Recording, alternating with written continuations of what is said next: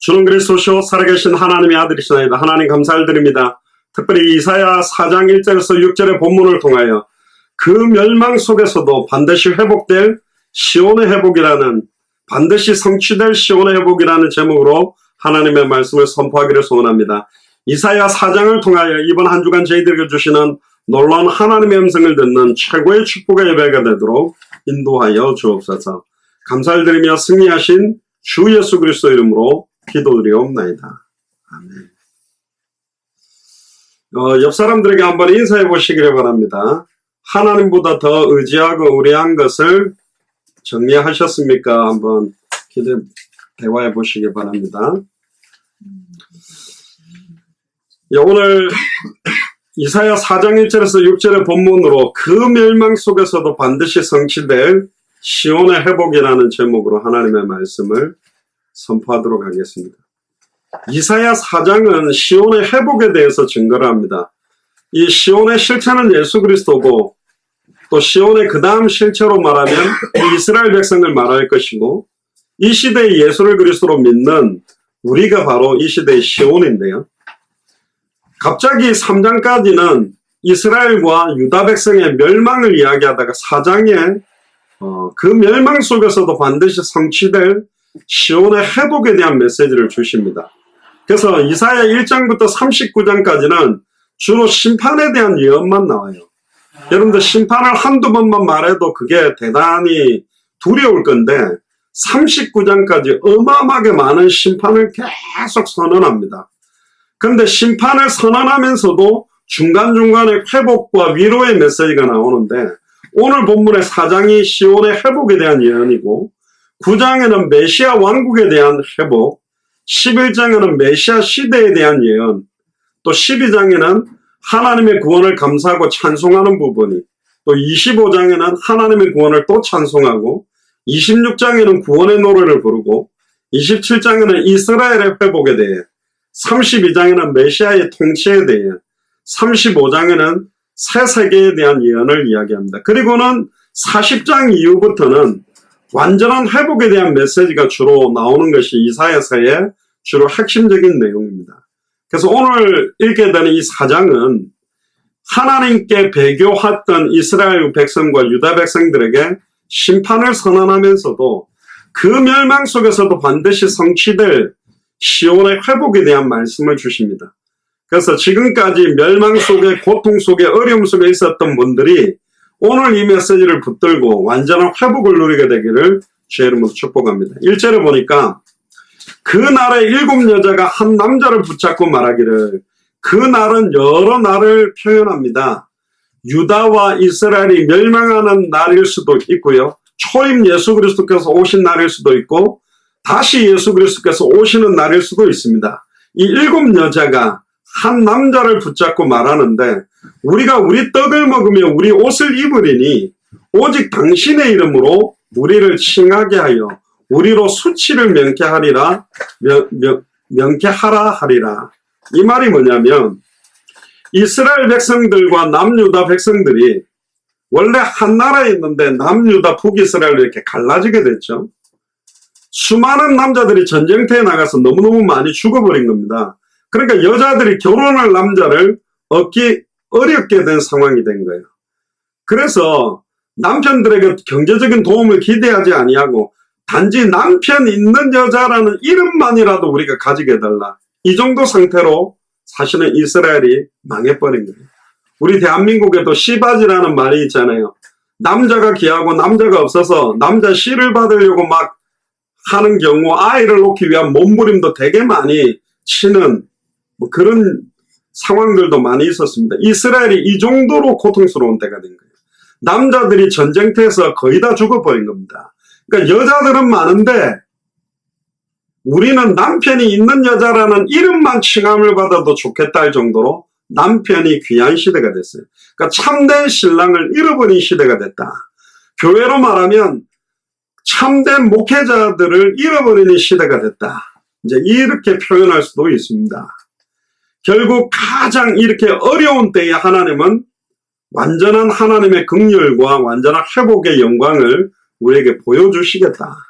지금 말세지말로 굉장히 어려운 시대가 됐고 또 여러 가지 지금 전 세계적으로 수많은 처처의 기근과 난리와 고통의 소문들이 굉장히 많은 시간표입니다만은 완전한 회복의 메시지를 오늘 여러분들이 꼭 붙들으시게 되기를 주님 축복합니다. 2절에서 4절에 보니까 그날에 여호와의 싹이 아름답고 영화로울 것이요 그 땅의 소사는 이스라엘의 피난한 자를 위하여 영화롭고 아름다울 것이며 시온에 남아있는 자 예루살렘에 머물러 있는 자 곧 예루살렘에 있어 생존한 자 중 농명된 모든 사람은 거룩하다 칭함을 얻으리니 이는 주께서 그 심판하는 영과 소멸하는 영으로 시온의 딸들의 더러움을 씻으시며 예루살렘의 피를 그 중에서 청결케 하실 때가 됨이라. 무슨 뜻인지는 모르겠지만 일단 좋은 말이죠. 이 싹이라는 말이 구약성경 히브리어로는 체마크라고 그러는데 가지 순을 말하는 겁니다. 싹이 났다. 바로 메시아 예수 그리스도를 말하는 겁니다. 여호와의 싹이 예수 그리스도께서 아름답고 영화로울 것이다. 또 그 땅의 소사는 이스라엘의 피난한 자를 위하여 영화롭고 아름다울 것이다. 이러면서 강조한 게 뭐냐면 시온에 남아있는 사람이 있답니다. 그 어려운 멸망 가운데서도 남아있는 자, 또 예루살렘 성 안에 머물러 있는 자, 도망가지 않고 하나님의 성전 가운데 있는 자들, 또 예루살렘에 있어 생존한 자, 심지어 여기서 농명된 모든 사람은 거룩하다. 이 농명됐다라는 의미를 조금 이따가 좀 확인을 해볼 건데요. 예레미야 23장 5절에 보면 나 여호와가 말하노라 보라 때가 이르리니 내가 다윗에게 한 의로운 가지를 일으킬 것이라. 이 의로운 가지의 싹이 바로 예수 그리스도 메시아입니다. 아브라함과 다윗의 자손 예수 그리스도의 세계라고 말한 것처럼 그가 왕이 되어 일반 왕이 아닙니다. 만왕의 왕이죠. 사탄과 사망 권세를 깨뜨리고 부활하시는 참된 왕이 되어 지혜롭게 행사하사 세상에서 공평과 정의를 행할 것이다. 예레미야 33장 15절에 보면 그날 그때에 내가 다윗에게 한 의로운 가지가 나게 하리니 그가 이 땅에 공평과 정의를 실행할 것이다. 공평과 정의를 실행한 것이 바로 십자가의 죽음과 부활을 말하는 겁니다. 스가랴 3장 8절에 보면 제사장 여호수아야 너와 네 앞에 앉은 내 동료들은 내 말을 들을 것이니라. 이들은 예표의 사람이라. 내가 내 종 순을 나게 하리라. 이 순이 난다라는 말 자체가 바로 싹을 말하는 것입니다. 이게 바로 메시아의 언약, 그리스도의 언약이 스가랴서에도 나오고 스가랴서 6장 12절에 보라 순이라 이름하는 사람이 자기 곳에서 돋아나서 여호와의 전을 건축하리라. 메시아께서 여호와의 전을 건축한다는 것은 헤롯 성전을 말하는 것이 아니라 성전된 자기 육체, 이 땅의 모든 죄와 저주를, 인류의 죄와 저주를 짊어지고 정령 죽었다가 3일 만에 부활하신 자기 몸, 부활체, 그 성전 회복을 말하는 것입니다. 이 예수 그리스도께서 부활해서 승천하셨다가 성령으로 우리 안에 거하는 순간 고린도전서 3장 16절에 너희가 하나님의 성전인 것과 하나님의 성령이 너희 안에 거하는 것을 알지 못하느냐. 성전 회복은 나중에 마지막에도 나옵니다. 큰 건물을, 아름다운 교회 건물을 건축하는 것이 아니라 참된 복음이 나의 머리끝부터 발끝까지 영혼과 생각과 마음과 삶 자체에 복음이 드러나고 복음으로 충만해지는 상황이 회복되는 것을 말하는 겁니다. 사도 요한은 말씀이 육신이 되어 우리 가운데 거하심에 우리가 그 영광을 보니 아버지의 독생자의 영광이요 은혜와 진리가 충만하더라. 말씀이 육신이 되어 이제 우리 가운데 거합니다. 옆 사람한테 이야기하세요. 말씀이 육신이 되어 당신 가운데 거하십니다. 아멘. 그래서 하나님은 그 택하신 백성을 그 멸망 속에서도 반드시 성취될 시온의 회복을 통해 그 백성들을 거룩하게 만드실 거다. 여기서 하나님께서 직접 남겨둔 자라는 표현이 나오고 시온에 하나님께서 직접 남아있도록 한 사람이 있다. 하나님께서 직접 예루살렘에 머물러 있도록 한 사람들이 있다. 곧 예루살렘에 있어 생존한 자 중에 농명된 모든 사람은 거룩하다 칭함을 얻는다. 농명됐다라는 말이 뭐냐? 구약성경과 신약성경을 보면 본인의 이름이 또 다른 사람들의 이름이 생명책에 이름 자체가 정확하게 기록됐다는 것을 알고 있는 사람들이 굉장히 많이 나옵니다. 한번 확인을 좀 해보겠습니다. 출애굽기 32장 31절에서 32절에 보면 모세가 시내산에 십계명을 받으러 간 사이에 아론을 중심으로 금송아지를 만들어서 우상숭배 축제를 벌이고 있는 그걸 보고 모세가 너무 열받아가지고요. 열받아서 그냥 고함을 치면 되지 하나님께 받은 십계명 돌파를 깨버립니다. 너무 열받아가지고 아예 레위 족속들이 이 진에서 저 진까지 가면서 칼로 다 도륙해라. 칼 가지고 전부 우상숭배한 자를 다 칼로 쳐서 죽이게 만들었습니다. 그리고 너희들은 하나님 앞에 헌신했다 말하고 다시 십계명 돌판을 이제는 모세가 깎아가지고 갖고 가서 다시 새겨주세요. 그래서 십계명을 가지고 내려옵니다. 그리고는 하나님 앞에 기도하는 장면이 나옵니다. 그게 뭐라고 기도하냐? 여호와께로 다시 나아가 엽죽기를 슬프도소이다. 이 백성이 자기들을 위하여 금신을 만들어 싸우니 큰 죄를 범죄하였나이다. 그러나 이제 그들의 죄를 사하시옵소서. 그렇지 아니하시오면 원하건대 주께서 기록하신 책에서 내 이름을 지워버려 주옵소서. 모세는 자기 이름이 주님이 하나님께서 기록해 놓은 책에 내 이름이 기록되어 있다는 것을 알고 있었어요. 그래서 저들을 용서해 주지 않으면 차라리 나의 이름을 지워서 나를 지옥에 보내주세요. 그런 기도로 했습니다. 내 이름을 생명책에 지우더라도 저 이스라엘 백성들을 용서해 달라고 이야기를 합니다. 근데 모세는 두 가지를 알고 있었어요. 주께서 직접 기록하신 생명책에 본인의 이름이 기록된 것과 그 이름은 절대로 지워지지 않는다라는 것 자체도 믿고 있었습니다. 또 신명기 29장 19절 20절을 보면 여호와는 이런 자를 사하지 않으실 뿐 아니라 여호와의 분노와 질투의 불로 그의 위에 붓게 하시며 또 이 책에 기록된 모든 질투로 그에게 더하실 것이라. 여호와께서 필경은 그의 이름을 천하에서 도말하시되 여호와께서 곧 이스라엘 모든 지파 중에서 그를 구별하시고 이 율법책에 기록된 언약의 모든 저주대로 그에게 화를 더하시리라. 이 책에 기록된 대로 그랬습니다. 그의 이름을 천하에서 도말하시되 여호와의 책에서 이름이 기록되지 말게 해달라고 사실은 또 부르짖는 기도가 나옵니다. 모든 우상 숭배자들의 죄를 사하지 마시고 그 이름을 책에서 아예 지워버려달라. 또 시편 69편 27편에서 28절에 보면 저희 죄악에 죄악을 더 정하사 주의 의에 들어오지 못하게 하소서. 저희를 생명책에서 도말하사 의인과 함께 기록되게 마소서. 사실은요, 이 시편 69편은 청년 다윗이 사울 왕에게 쫓겨다닐 때 깊은 고통에서 하나님 앞에 구원을 찬송하는 시인데 뭐라고 이야기합니까? 생명책에 악인들은 절대로 기록되지 말게 해달라.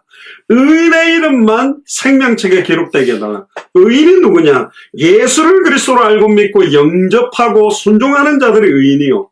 진짜 예수를 그리스도로 믿는 사람, 영접기도한 사람이 아니고 물론 영접해서 구원을 받습니다만은 입으로만 영접기도를 몇천 번을 따라한 데서 의인이 되는 게 아니고 born again이라고 합니다. 새로운 피조물로 태어난 사람이 구원받은 사람이 진짜 예수를 그리스도로 믿고 옛사람을 버리고 새로운 피조물의 삶을 살고 있는 사람을 말하는 거예요. 그 사람들의 이름은 생명책에 기록되어 있다고 말합니다. 그리고 말라기 3장 14절에 18절에 보면 말라기 선지자도 말하는데요. 이는 너희가 말하기를 하나님을 섬긴 것이 헛되니 만군의 여호와 앞에 그 명령을 지키며 슬프게 행하는 것이 무엇이 유익하리요. 지금 우리는 교만한 자가 복되다 하며 악을 행하는 자가 창성하며 하나님을 시험하는 자가 화를 면한다 하노라. 그러니까 막 불신자들이 더 잘 살고 아예 사기치는 사람들이 더 축복받는다 이런 소리를 하죠. 그때 여호와를 경외하는 자들이 피차이 말하며 여호와께서 그것을 분명히 들으시고 여호와를 경외하는 자와 그 이름을 존중히 생각하는 자를 위하여 여호와 앞에 있는 기념책에 기록하셨느니라. 저와 여러분들이 구원받는 것이라면 여호와 하나님 앞에 기록된 기념책, 생명책에 우리의 이름이 기록되어 있다고 강조하고 있습니다. 할렐루야. 빌립보서 4장 3절에 보면 사도 바울이 빌립보 지역에 있는 제자들을 말하면서 또 이렇게 말합니다. 또 참으로 나와 멍에를 같이 앉아 네게 구하나니 복음에 나와 함께 힘쓰던 저 부녀들을 돕고 또한 글레멘드와 그 위에 나의 동력자를 도와주라. 그 이름들이 생명책에 있느니라.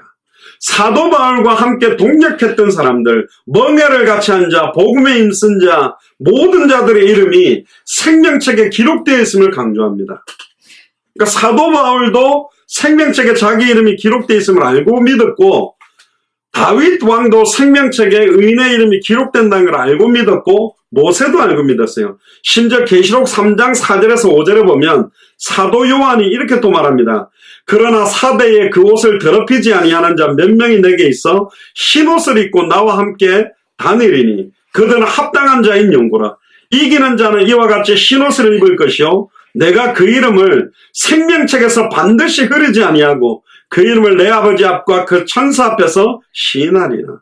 여러분들, 저희들이 7개 교회를 보면서 사대라는 말이 뭡니까? 렘넌트, 남은 자라는 뜻이죠. 그런데 실상 이름은 남은 자인데 썩은 그루터기가 있듯이 완전히 썩어서 변질된 교회에, 그러나 그 교회 안에도 그 옷을 더럽히지 아니한 자, 순수한 예수가 그리스도라는 성경의 복음의 원색적인 복음을 알고 믿고 순종하고 전파하는 자들의 이름을 절대로 생명책에서 흐르지 아니하고 그 이름을 아버지 하나님과 천사들 앞에서 시인하겠다고 말하고 있습니다. 그러면 여러분들의 이름과 우리의 이름도 어디에 기록되어 있죠? 생명책 기념책에 기록이 되어 있다는 거예요. 옛날에 아버지들이 그런 욕 많이 하잖아요. 말 안 듣는 놈들한테 호적에서 판다 그러는데, 이 생명책 기념책은 파지도 못해요. 하나님 자체도 변개치 않는다 그랬다니까. 근데 문제는 뭐냐? 기록되지도 않았는데 기록됐다고 착각하고 완전히 니골라 당처럼 구원을 흔들리지 않는다면서 음란 타락에 쩔어 사는 사람들의 이름이 기록되어 있냐? 절대로 안 기록되어 있습니다. 그 사람들은. 그렇게 살 수가 없어요. 그래도 나는 예수를 그리스도로 알고 믿고 영접했기 때문에 한 번 구원은 영원한데 누가 그 성경 구절을 그렇게 적용하라 그랬습니까? 완전히 음란 타락에 빠지면서도 권면하는 사람들에게 반대로 이런 말까지 합니다. 예수 그리스도 안에 있는 자는 결코 정죄함이 없는데 하나님도 나를 정죄하지 않는데 당신이 왜 나를 정죄하냐, 이렇게 나옵니다. 구원받은 사람입니까? 아니라니까요. 그 사람들은. 계시록 13장 8절에 보면 죽임을 당한 어린 양의 생명책에 창세 이후로 농명되지 못하고 이 땅에 사는 자들은 다 짐승에게 경배하리라. 사도 요한이 무서운 말을 합니다. 마지막 때의 어린 양 예수 그리스도의 생명책에 농명되지 못한 자들은 전부 다 짐승에게 경배하게 돼 있다.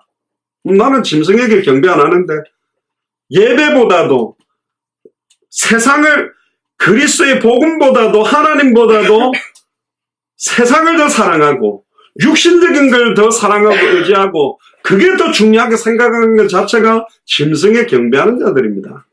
계시록 17장 8절에 보면 네가 본 짐승은 전에 있었다가 시방 없으나 장차 무적행으로부터 올라와 멸망으로 들어갈 자니 땅에 거하는 자들로서 창세 이후에 생명책에 농명되지 못하는 자들이 이전에 있었다가 시방 없으나 장차 나올 짐승을 보고 기여기리라.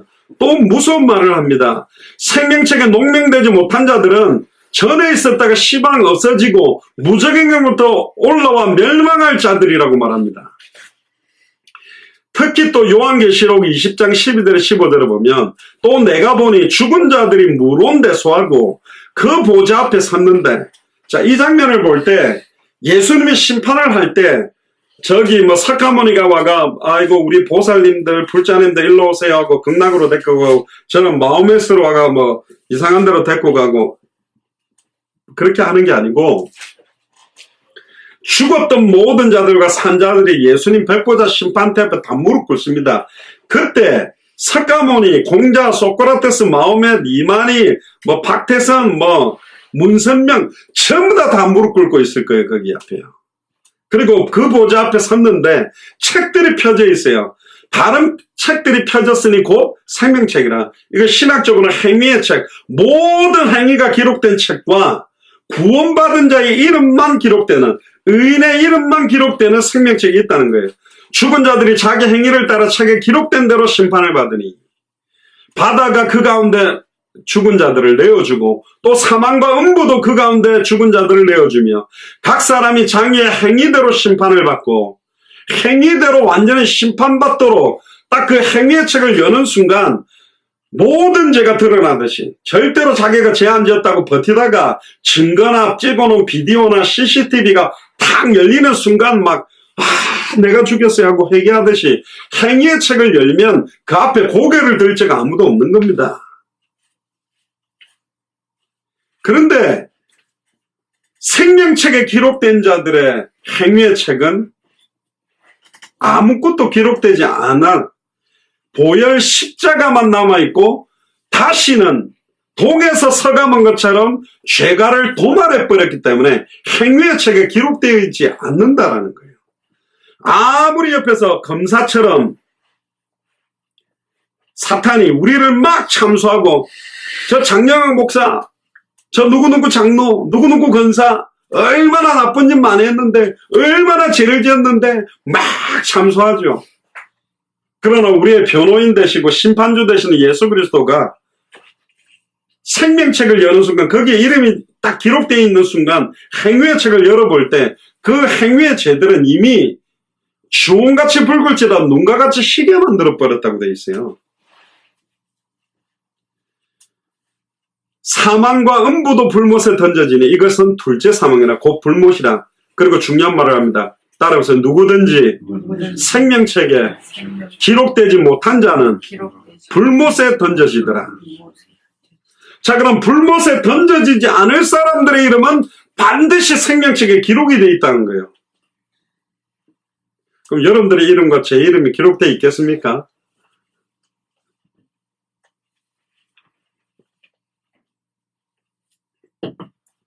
기록되어 있어야죠. 기록이 안 돼 있으면 되겠습니까? 예수를 그리스도로 알고 믿고 순종하고 당대 세계복음을 위해 생명을 건 사람의 이름이 여기 없다면 말이 안 되겠죠. 특히 사도 요한은 마지막 심판 때에 더 무서운 말을 또 합니다. 계시록 21장 22절에서 27절에 보면 영광스러우면서도 무서운 말인데요. 성 안에 성전을 내가 보지 못하였으니 그랬어요. 헤롯 성전을 허물어라. 내가 3일 만에 다시 이렇게 세우리라. 그러니까 네가 미쳤냐? 이게 몇십 년 걸려서 만든 건데. 근데 성전된 자기 육체를 말하는 것인데 계시록에 보니까 천국이 임할 때에 성 안에 성전을 내가 보지 못했다. 지금 많은 목회자들이 건물 짓는다고 생명을 걸고 있는데 죄송합니다. 미국 워싱턴에도요. 제가 예전에 우리 뭐 중고등학생들 막 30-40명씩 매년 오면 보여준 건물들이 있는데 특히 저기 유럽이라든가 저기 막 그 바티칸 시티의 성 바오로 성당, 성 베드로 성당은요. 어른들 한 3명, 4명이 양손으로 딱 둘러싸야 될 대리석 기둥, 높이는 30-40m 되는 그런 대리석으로, 원통 대리석으로 그 대리석이 얼마나 많은지 모릅니다. 지금으로 말하면 몇천억 가지고도 그렇게 못 지어요. 완전 예술품이거든. 아무리 한국에 뭐 사랑의 교회도 온누리 교회도 뭐 교회를 많이 지어놨다 하더라도 그 유럽에 있는 교회의 어떤 고풍스럽고 그 멋있게 지을 수가 없다니까. 그런데 지금 그 건물들이 관광지로 변했어요.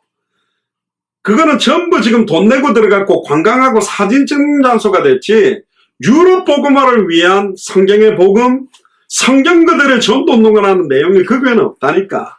성경의 그 다시 오실 그리스도를 기다리고 있는 교회들이 아니요. 완전히 변질됐다니까.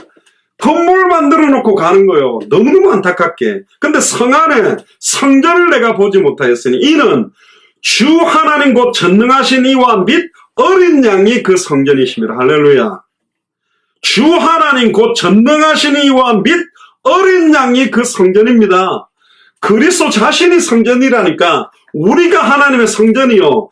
내 영혼과 생각과 마음과 내 모든 부분에 성경의 복음으로 충만치 않으면 성전이 아니라니까. 그 성은 해나 달의 비춤이 쓸데없으니 이는 하나님의 영광이 비치고 어린 양이 그 등이 되심이라. 만국이 그 빛 가운데로 다니고 땅의 왕들이 자기 영광을 가지고 그리로 들어오리라. 성문들을 낮에 도무지 닫지 아니하리니 거기는 밤이 없습니다. 할렐루야. 밤이 없답니다. 사람들이 만국의 영광과 존귀를 가지고 그리 들어오겠고 무엇이든지 속된 것이나 가증한 일 또는 거짓말하는 자는 결코 그리로 들어오지 못하되 오직 어린 양의 생명책에 기록된 자들 뿐이라. 따라해보세요. 오직 어린 양의 생명책에 기록된 자들 뿐이라. 그러니까 저와 여러분들의 이름은 생명책에 반드시 기록되어 있습니다. 강력하게 이야기합니다. 오직 어린 양의 생명책에 기록된 자만 천국에 들어온다. 진짜 예수를 나의 그리스도로 알고 믿고 영접하고 선포하는 자들만 들어올 수 있는 겁니다.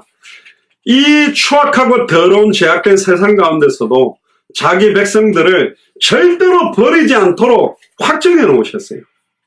그래서 진짜 기도해야 됩니다. 성경의 복음이 나의 언약이 되고 성경의 전도가 나의 언약이 되고 성경의 끝이 나의 끝의 언약이 되는 그런 사람들을 하나님은 남겨두셨습니다. 200개 나라와 2000개가 넘는 미존도 부족 국가마다 준비해놨고 우리는 그 사람들을 찾으려고 하는 거예요.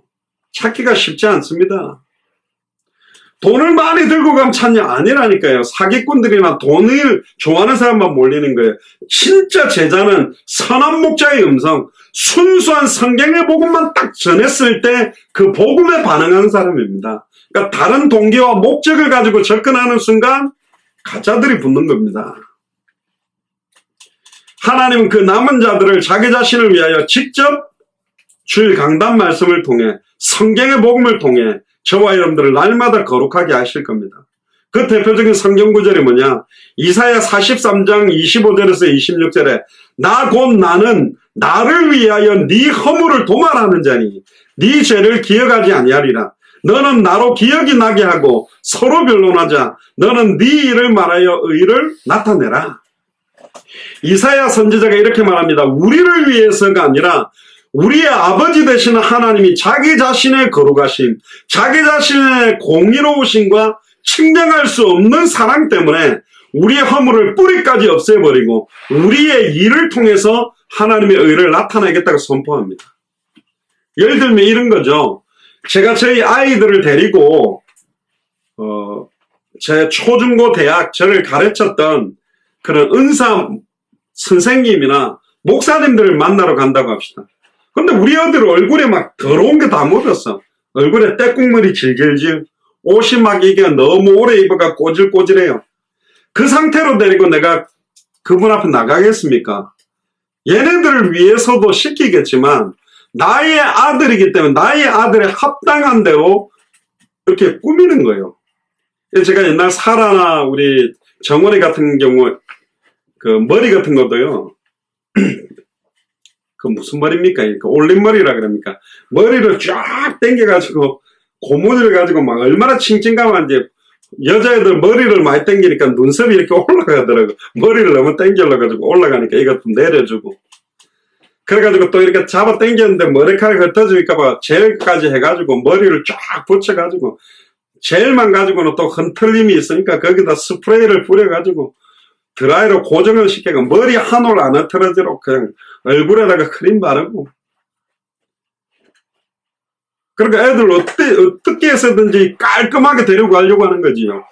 하나님이 이렇게 말씀하시는 겁니다. 나 곧 나는 나를 위하여 네 허물을 도말하는 자다. 할렐루야. 내가 거룩한데 너희들이 거룩하지 못한 상태로 두지 않겠다. 내가 너희를 거룩하게 만들겠다. 너는 네 일을 말하여 내 의를 나타내라. 고린도전서 3장 16절 중요하지만 17절에 보면 하나님의 성전은 거룩하니 성전을 더럽히는 자는 멸망을 받고 저주를 받는다고 돼 있어요. 우리의 영혼 생각과 마음에 오직 예수가 그리스도 복음으로 충만케 되기를 주의 이름 축복합니다. 그리고 하나님께서는 그 심판하는 영과 소멸하는 영으로 시온의 딸들의 더러움을 씻으시며 예루살렘의 피를 그 중에서 청결케 하실 때 그들은 거룩하다 칭함을 받을 것이다.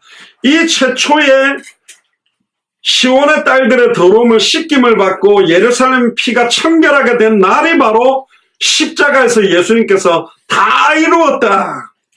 단 한 번의 제사로 과거, 현재, 미래 모든 죄와 저주를 해방시킨 날, 자기 몸을 찢으사 누구든지 예수를 나의 그리스도로 부르시면 단번에 영원히 하나님을 만나게 하신 그날, 누구든지 예수를 나의 그리스도로 알고 믿고 영접하는 순간 사탄, 마귀, 귀신, 사망, 권세를 깨뜨리고 승리하게 된 그날을 말하는 겁니다.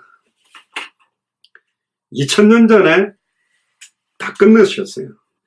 2000년 전에 우리를 위한 청결, 우리를 위한 더러움을 씻을 모든 비밀을 완성하셨고, 그 완성하신 그리스도의 영이 우리 속에 지금 함께 계시는 겁니다. 할렐루야입니까? 그 사람들을 성도라고 부릅니다.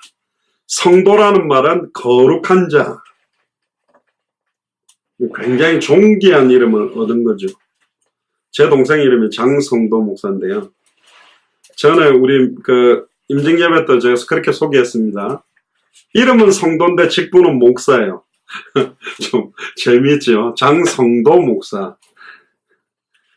성도라는 그 자체가 뭐냐? 거룩한 자라는 뜻입니다. 5절 6절에 한번 보시기 바랍니다. 여호와께서 그 거하시는 온 시온산과 모든 지폐 위에 낮이면 구름과 연기, 밤이면 화염의 빛을 만드시고 그 모든 영광 위에 천막을 덮으실 것이며, 또 천막이 있어서 낮에는 더위를 피하는 그늘을 지으며 또 풍우를 피하여 숨는 곳이 되리라. 여러분들 밖에 나가서 이제 텐트 같은 거 한번 쳐보셨습니까?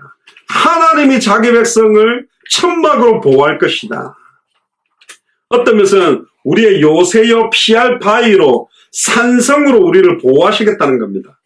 세상에 여름에 떼약볕이 비추고 있을 때, 겨울에 추운 바람이 불 때, 한밤에 폭풍우가 몰아치고 비바람이 몰아칠 때 피할 곳이 반드시 필요합니다. 이 피할 곳을 하나님이 완벽하게 준비해 놓으신 거예요. 하나님께서 완벽하게 우리를 위해서 준비하신 곳이 있습니다.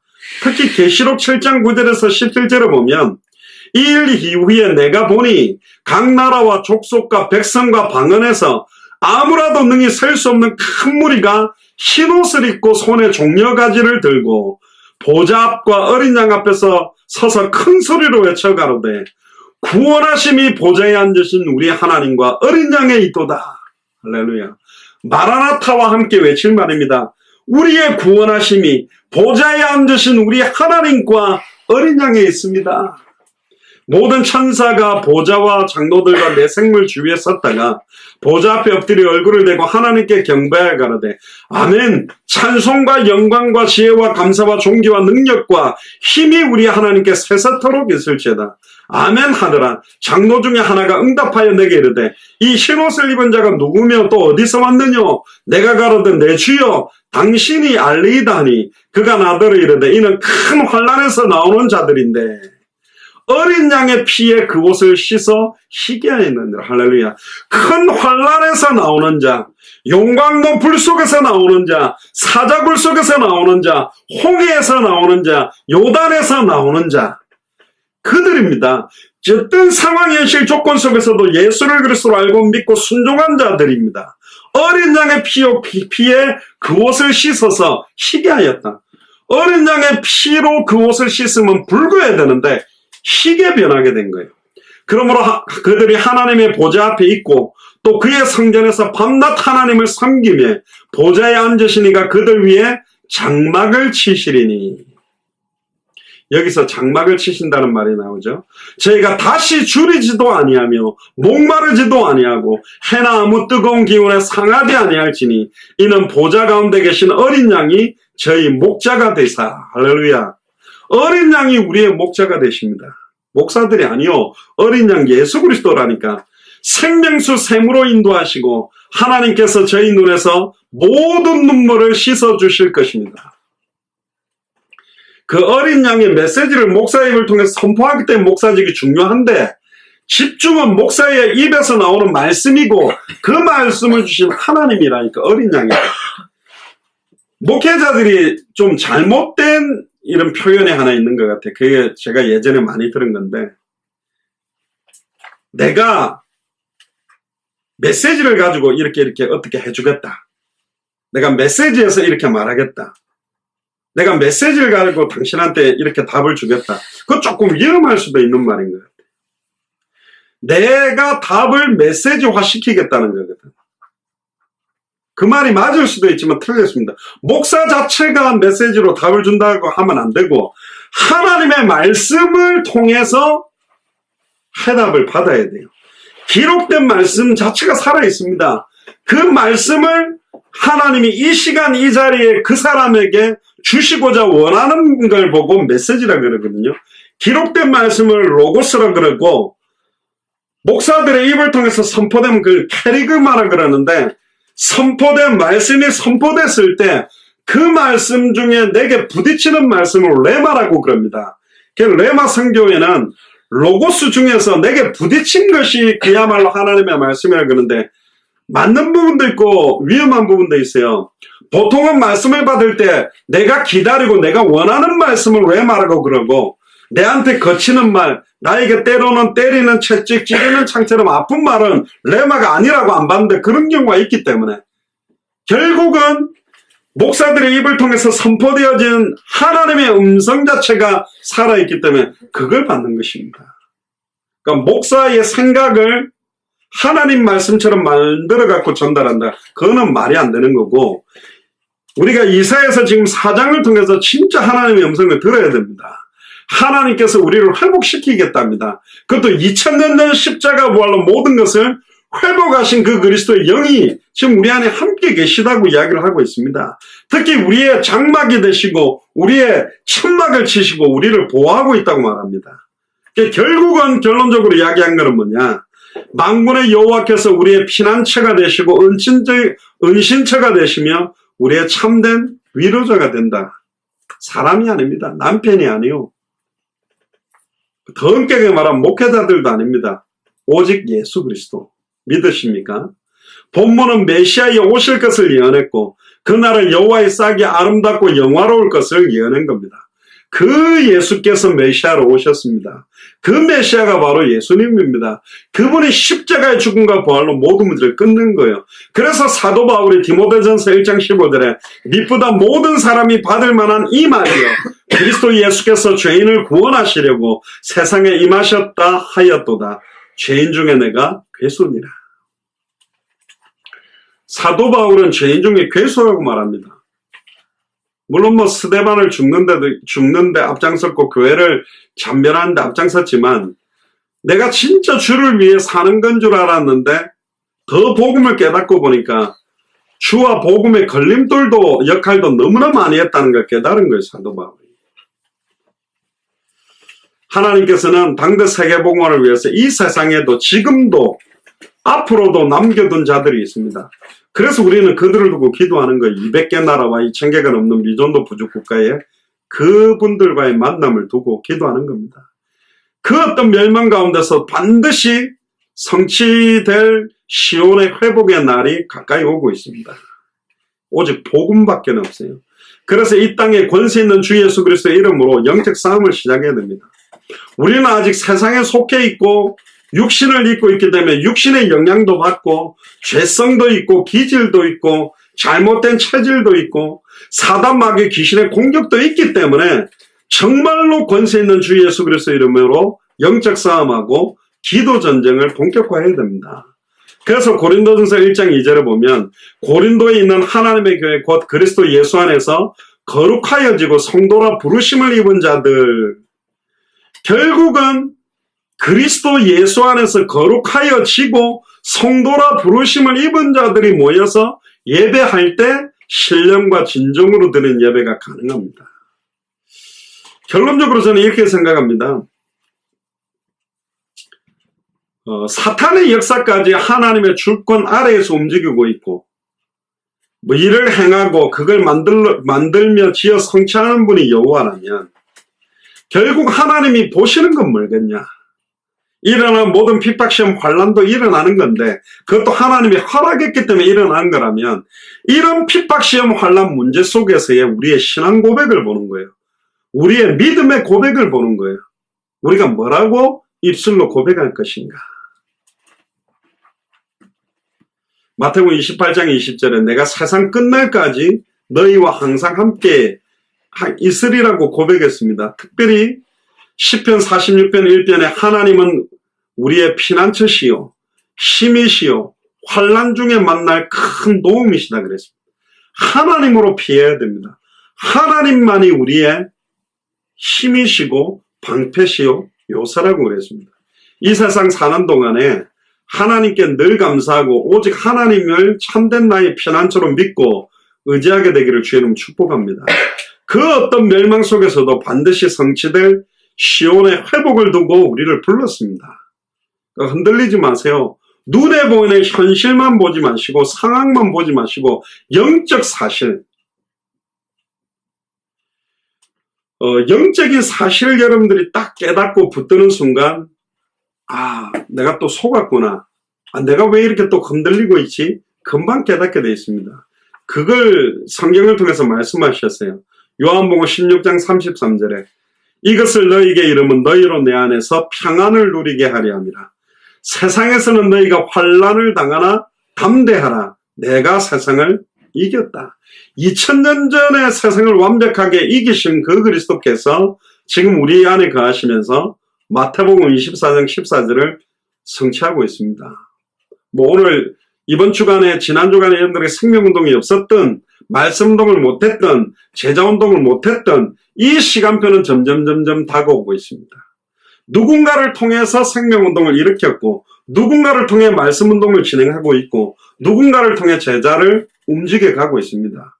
문제는 내가 그 생명운동 속에 있었는가, 내가 그 말씀운동 속에 있었는가, 내가 그 제자 속에 있었는가가 진짜 중요한 포커스라니까요. 다른 교회는 모르겠는데 우리 예수사랑교회에 있는 모든 교육자들과 중직자들과 성도들과 후대들은 모든 사람들에게 생명운동 일어나도록 기도합니다. 모든 사람들에게 말씀운동이 일어나도록 기도합니다. 모든 사람들에게 제자운동이 일어나도록 기도합니다.